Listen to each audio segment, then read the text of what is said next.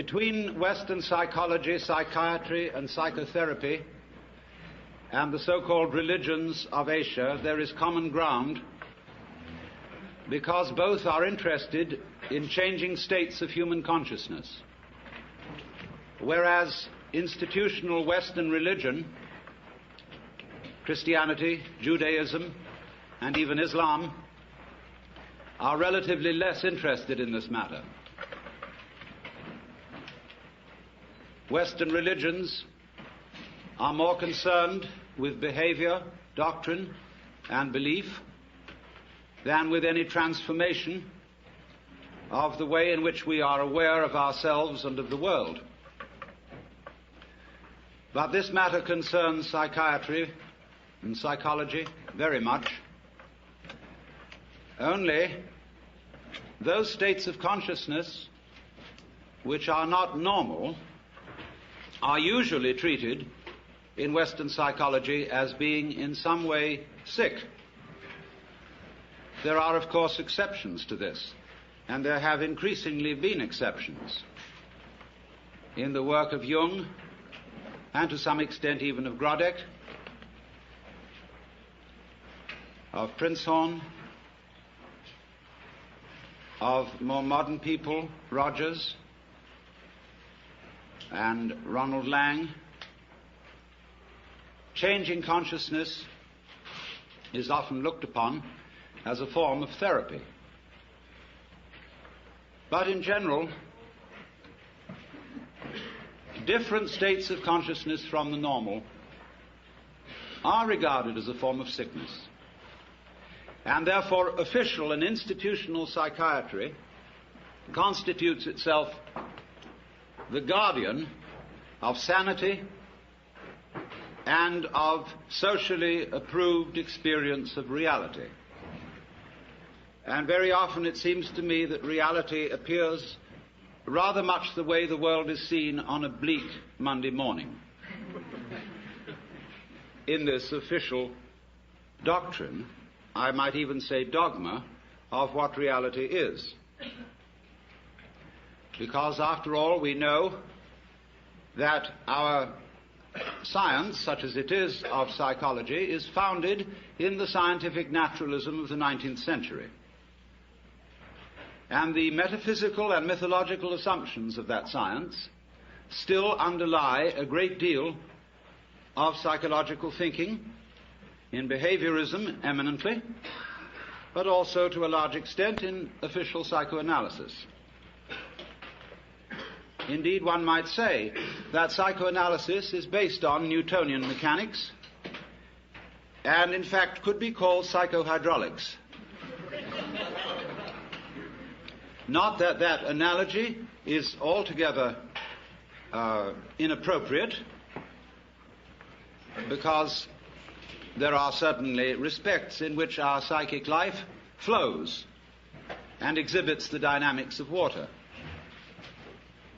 But of course we want to know what kind of water, and for the scientific naturalism of the 19th century, the basic energies of nature were considered to be very much inferior to human consciousness in quality. Ernst Haeckel, a biologist of that time, would think of the energy of the universe as blind energy.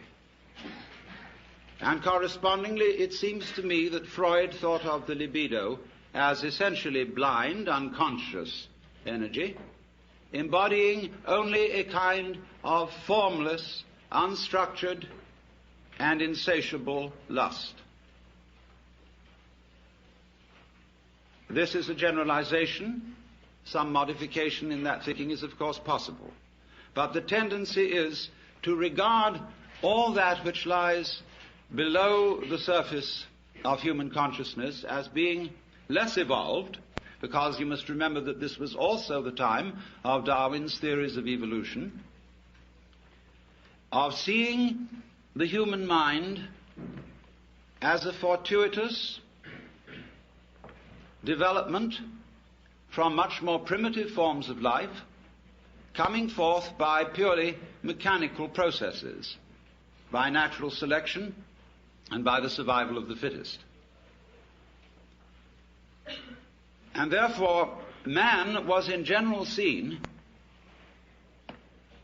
as a fluke of nature, an embodiment of reason, emotion, and values, for which the more basic processes of nature had no sympathy and about which they did not care. If, therefore, the human race is to flourish, we must take charge of evolution, left to spontaneous process, but must be directed by human ingenuity, despite the fact that although our brains are capable of dealing with a colossal number of variables at once, our conscious attention is not. Most people cannot consider more than 3 variables at the same time without using a pencil. And this shows that in many ways the scanning process of man's conscious attention is very inadequate for dealing with the infinitely many variables, the multidimensional processes of the natural universe. However, a serious attempt has been made, and scientific naturalism issued in a fantastic fight with nature, in this whole notion of the conquest and subordination of nature, which has, as a matter of fact, very ancient, non-scientific and biblical origins, with the idea of man as the head and chief and ruler of nature in the image of God. And the time has now dawned upon us all when our attempts to beat nature into submission are having alarming results, because we see that it's very dangerous to mess around with processes that we don't understand, that have enormous numbers of variables, and we begin to wonder whether we hadn't better let well enough alone. At the same time, although I said that Western psychology had more in common, or more common interest with Oriental religion than it does with Western religion, there is a sense in which psychiatry and psychotherapy are becoming the religion of the West. Psychoanalysis has much in common with the forms and procedures of institutional religion. There is, for example, apostolic succession, the passing down of mana, of qualified power to practice therapy, from the father-founder, Sigmund Freud, through his immediate apostles, to an enormous company of archbishops and bishops, among whom there are, of course, as there were with Christianity, heresiarchs, such as Jung and Grodek and Rank and Reich. And the heresiarchs are duly excommunicated and anathematized.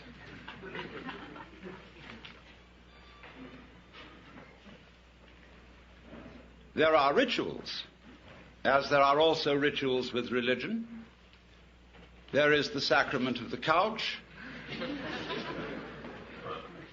There is the spiritual discipline of free association. There is the mystic knowledge of the interpretation of dreams. And there are also the 2 great symbolic fetishes, the long one and the round one. Now, it's extraordinarily easy to make fun of all this. And we must not forget that we owe a tremendous debt to Freud, if for nothing else than pointing out that much of ourselves of which we are aware in terms of the conscious ego is not really ourselves. It is something superficial. However we find its nature, it is superficial. And the realities of human life are not under the gaze of its scanning process, at least not in the ordinary way. And that was a tremendous revelation. There's no question about that. But one sees troublesome signs when the doctrines and processes of psychiatry, psychoanalysis, and so forth become officialized.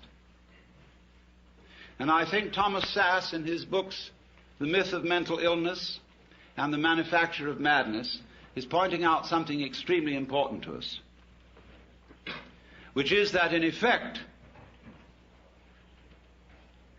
the psychological official of today is the priest,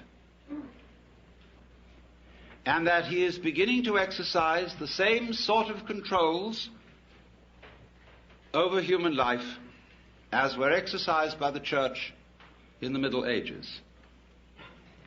So that a professor of psychiatry at Columbia or Harvard or Yale medical schools has today the same sort of intellectual respectability and authority as the professor of theology at the University of Toledo or Padua would have had in the year 1400.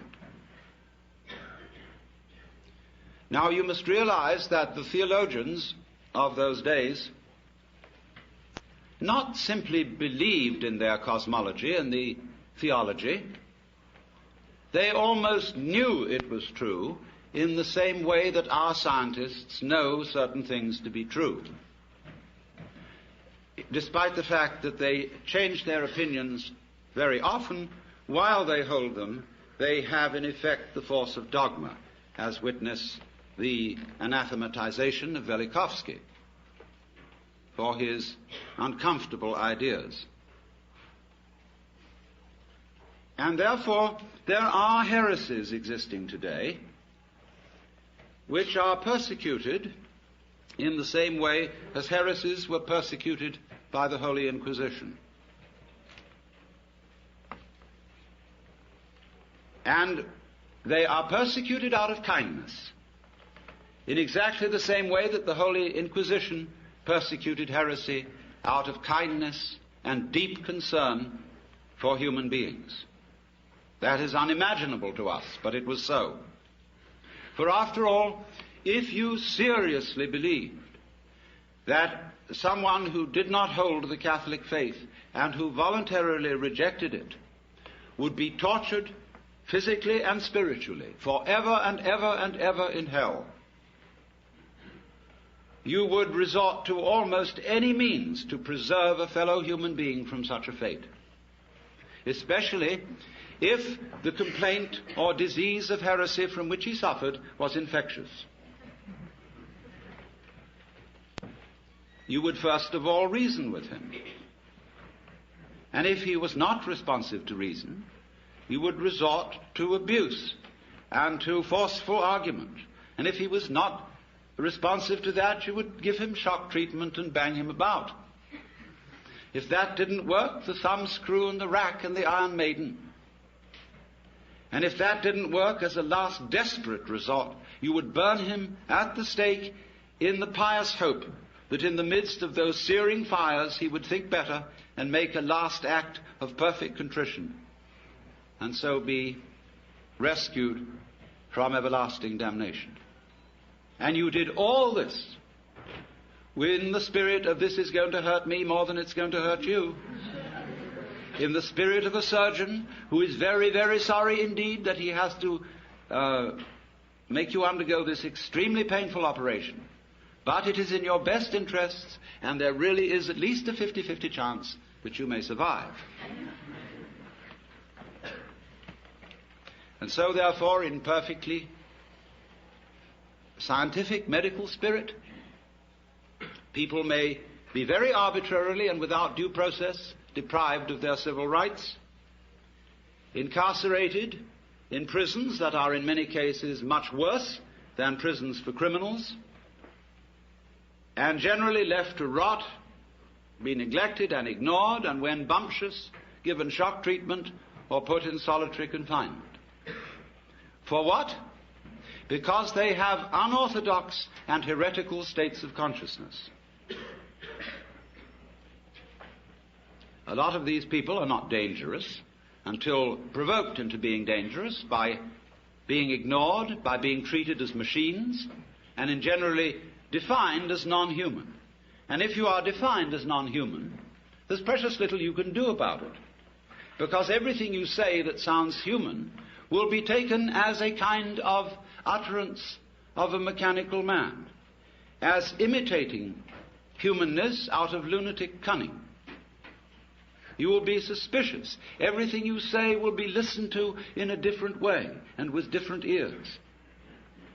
And you will have one hell of a time talking yourself out of it, because there really are no rules as to what one must do when incarcerated for having unorthodox consciousness. There is no clear road to repentance.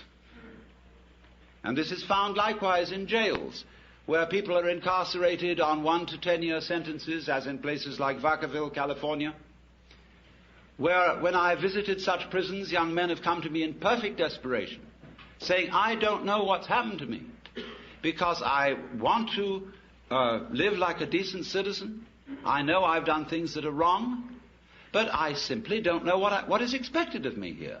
If I try to do what's expected, they say I'm compliant. And that seems to be some sort of a sickness. Thomas Sass drew attention to this when he quoted a discussion of the types of school children who may very well need therapy. There were overachieving children. There were underachieving children. There were children who exhibited erratic patterns.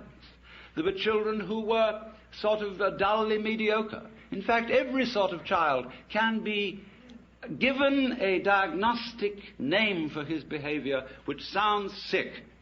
As Jung once suggested, life itself is a disease with a very poor prognosis. It lingers on for years and invariably ends with death.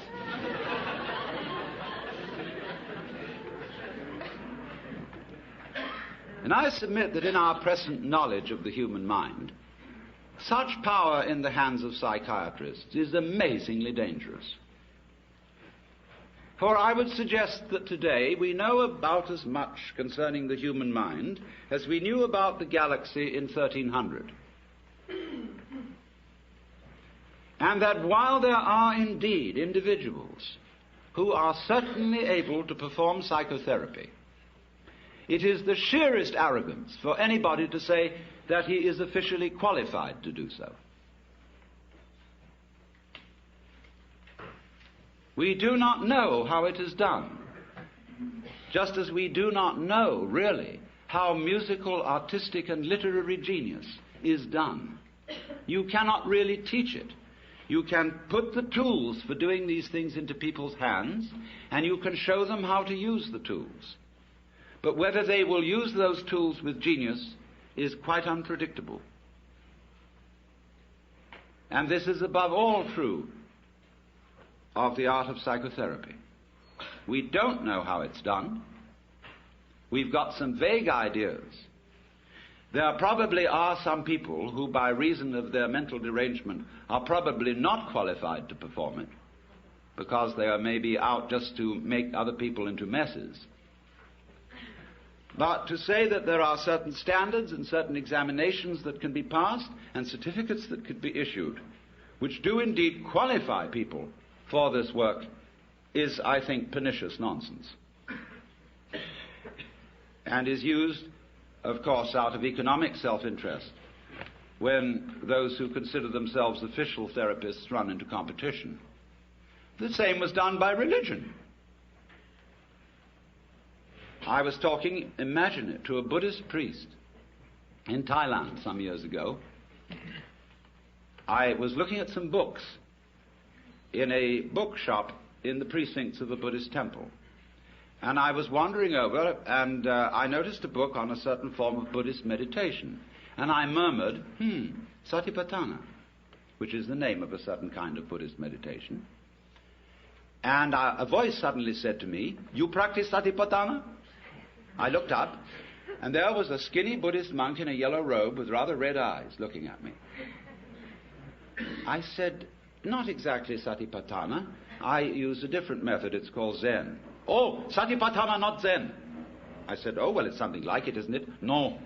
Well, it's rather like yoga, I said, isn't it? Not yoga. No. Satipatthana, different. Only right way. Well, look, I said to him, I have a lot of Roman Catholic friends who tell me that their way is the only right way. Who am I to believe? You know, I said, you're like someone who's got a ferry boat for crossing the river. I used the Buddhist simile. And another fellow down the stream has opened up ferry business. And you go to the government and say, he's not authorized to operate a ferry boat because he's competition to you. Let all operate ferry boats who will. And if you haven't got the sense to stay off one that sinks, it's your fault. And after all, I could say to him, you believe that everything that happens to you is your own karma. So why worry?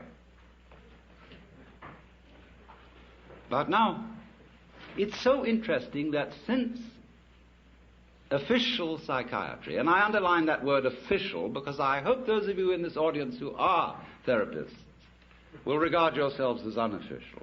At least that'll give you an out. But nevertheless, official psychiatry has curious things in common with Western religion as well as with Eastern. With Eastern, I said, only insofar as it has an interest in states of consciousness and inclines to regard other states of consciousness than the ordinary as sick. But it has one very important feature in common with Western religion. And to that, we have to go a little bit into Western religious history and ask ourselves what in Western religion, and especially in Christianity, and this goes also for Judaism, Islam, what is the great heresy? Curiously enough, the great heresy was first in the West committed by no less a person than Jesus Christ, who believed himself to be God. This, of course, will be unquestionably true if you think that the Gospel of St. John has historical value. It's a little vaguer in the Synoptic Gospels, but if you read the Gospel of St. John, there is absolutely no doubt about it, for he said, I and the Father are one. He who has seen me has seen the Father. Before Abraham was, I am. I am the way, the truth, and the life. I am the resurrection and the life. He said all that, according to this gospel. And that is something that in the Western world you are not supposed to say. And especially you are not supposed to believe it. And naturally it was very difficult for Jesus, because he was saying all this in the context of the Hebrew culture. And he tried to find language in the Hebrew scriptures with which to express his state of consciousness, because he had an unusual state of consciousness. As I read it, he had cosmic consciousness, otherwise known as mystical experience, otherwise known as moksha, nirvana, bodhi, satori, fana elfana, or what you will. And that happens to people. It has happened as far back as we know. It happens all over the world and in all cultures. We don't know very much about it. We don't really know ways in which to make it happen, because it seems to be of the nature of it that it is a spontaneous surprise. But it unquestionably happens. And most people keep their mouths shut about it when it does. I had a friend who, in the middle of having a stroke, had this illumination, and he said to me, I fear to speak to my friends of this, but it was the most beautiful experience. I shall never be afraid of death. In fact, I recommend everyone to have a stroke.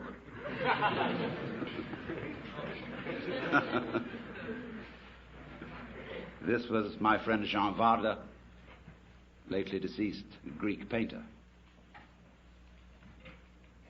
But Jesus certainly had this transformation of consciousness. And he was crucified for it. Why? Because he had committed an act of insubordination and treason against the cosmic government.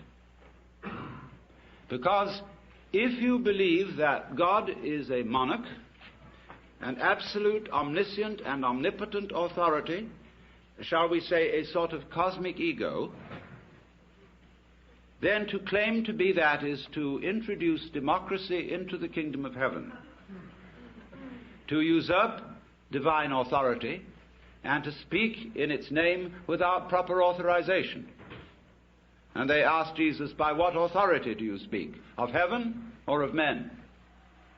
And he was tricky about answering that one. He said, by what authority did John the Baptist speak? And they were nervous about answering that one. He could have asked, by what authority did Isaiah speak, etc., or Moses. But Moses became official authority. And if you could wangle it that what you said was simply an extension of what Moses said, because Rabbi so-and-so said it, who got it from Rabbi so-and-so, who got it from Rabbi so-and-so, who got it from Rabbi so-and-so, who got it from Moses, then it's okay. Notice this, that to be an authority today in the academic world depends on documentation. It's not enough to say, for I say unto you, you must put in your footnotes. And the more the footnotes, the more the authority, obviously.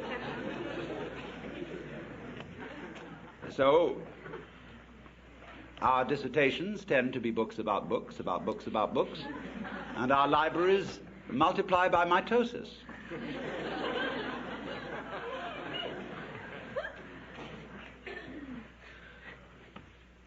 So, when somebody speaks as an authority, that means speaks as the author. That's all it means. It's a statement of which you are the author, and therefore for which you assume responsibility. That is to speak with authority. And to be original is likewise not to be freaky, but to speak from the origin. That is what Christians mean when they say to speak in the Spirit, to have your mouth possessed by the Holy Spirit, as they believe the mouth of Jesus was possessed by the Holy Spirit. So the gospel of Jesus, which of course was hushed up from its inception, was that wake up everybody and find out who you are. Asking that, again in the Gospel of St. John, they, pointing to his disciples, may be one, even as you, Father, and I are one. And when he was accused of blasphemy, the Jews took up stones to stone him, you know. And he said, many good works have I shown you from the Father, and from which of these do you stone me? And they said, for a good work we don't stone you, but for blasphemy.